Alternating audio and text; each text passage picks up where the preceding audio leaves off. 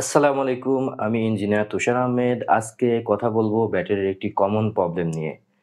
আমরা যারা UPS, IPS, van কিংবা অটোরিকশাতে ড্রাই বা পাউডার ব্যাটারি ব্যবহার করি, এই ব্যাটারির ক্ষেত্রে একটি কমন প্রবলেম দেখা যায় যে ব্যাটারিটা কিছুদিন ব্যবহার করার পরে একটা সময় গিয়ে ব্যাটারিটা ফুলে যায়।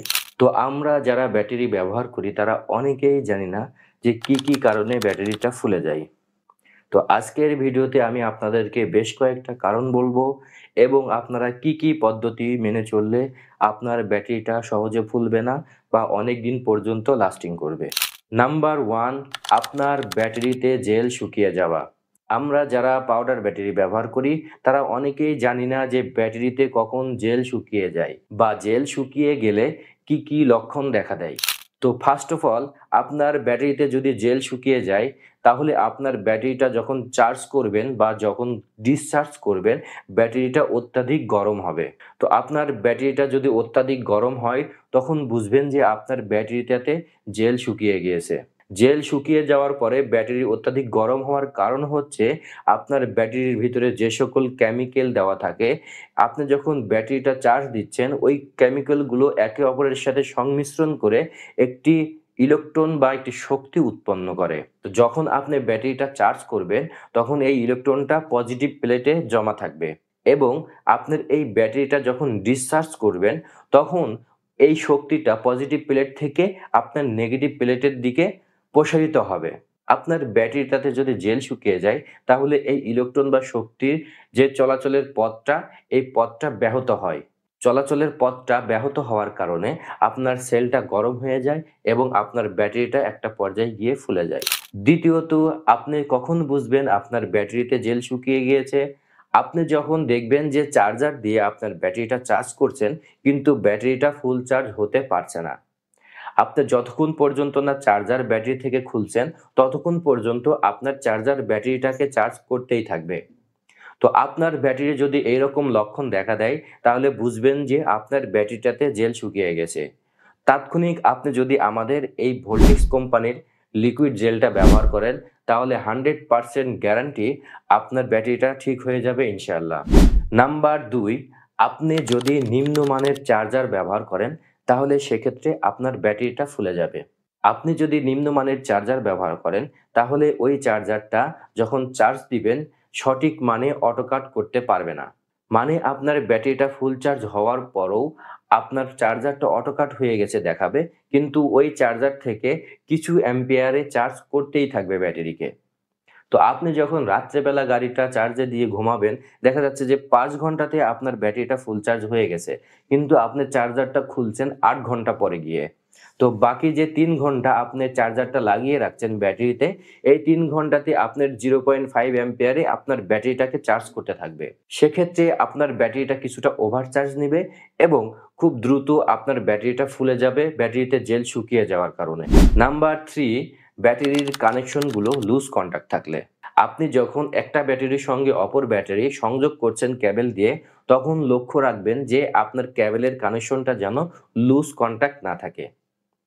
আপনার কেবলের কানেকশনটা যদি লুজ কন্টাক্ট থাকে তাহলে আপনি যখন গাড়িটা চালাবেন তখন ওখানে যখন ঝাঁকুনির সৃষ্টি হবে তখন আপনার ওই লুজ কন্টাক্ট জায়গাতে স্পার্ক করবে বা আগুনের ফুলকার মতো সৃষ্টি হবে। এই স্পার্কের কারণে একটা পর্যায়ে গিয়ে আপনার ব্যাটারিটা ফুলে যাবে। নাম্বার 4, যে কারণটা হচ্ছে আপনি যখন ব্যাটারিটা আপনার গাড়িতে সেট করছেন, এই সেট করার জায়গাটা বা ক্যাসিংটা একটু ভালো মানের ভাবে তৈরি করা। আমরা অনেকেই ক্যাসিংটা এমনভাবে তৈরি করি যে ব্যাটারি বসানোর পরে ফুললি ব্যাটারিটা আমরা ঢেকে ফেলি। তো আপনি যখন ব্যাটারিটা চালাবেন তখন কিন্তু ব্যাটারিটা বেশ শক্তি ক্ষয় করে, তখন কিন্তু ব্যাটারিটা একটু হালকা পরিমাণ গরম হয়।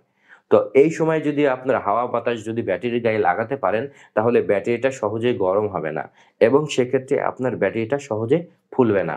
তো আপনারা যারা ড্রাই ব্যাটারি দীর্ঘদিন ইউজ করতে চান তারা অবশ্যই এই কয়টা পয়েন্ট মেনে চলবেন, তাহলে আপনারা দীর্ঘদিন পর্যন্ত এই ড্রাই সেল বা পাউডার ব্যাটারি ইউজ করতে পারবেন।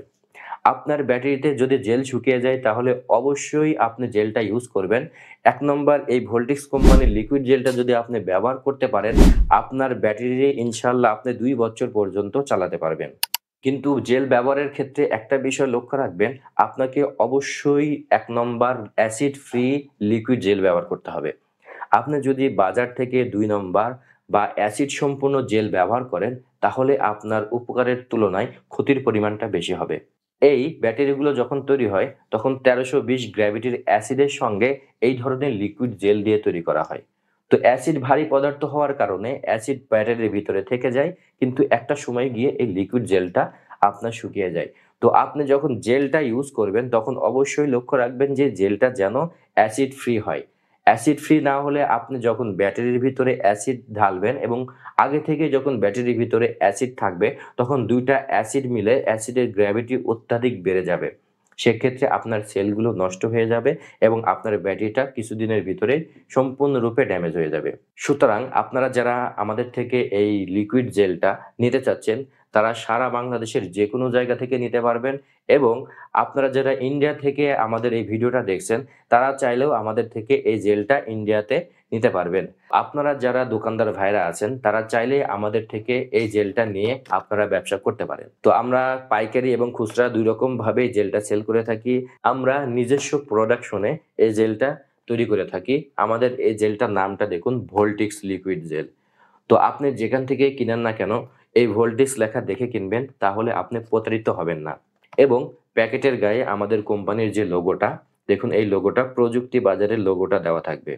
এবং আপনারা যারা পাইকারি নিতে চাচ্ছেন, আমাদের স্ক্রিনে দেওয়া নাম্বারে ফোন দিয়ে আমাদের থেকে সারা বাংলাদেশে পাইকারি নিতে পারবেন।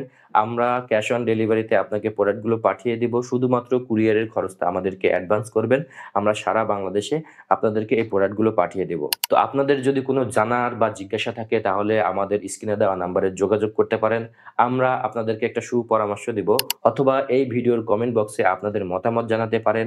এই ধরনের টিপস এবং ট্রিক্স রিলেটেড ভিডিও পেতে অবশ্যই আমাদের চ্যানেলটা সাবস্ক্রাইব করে রাখবেন এবং ফেসবুক থেকে যারা দেখছেন, তারা অবশ্যই ফেসবুক পেজটা ফলো দিয়ে রাখবেন। আজকের ভিডিওটা এই পর্যন্তই। ভালো থাকবেন, সুস্থ থাকবেন, প্রযুক্তি বাজারের সঙ্গে থাকবেন। ধন্যবাদ।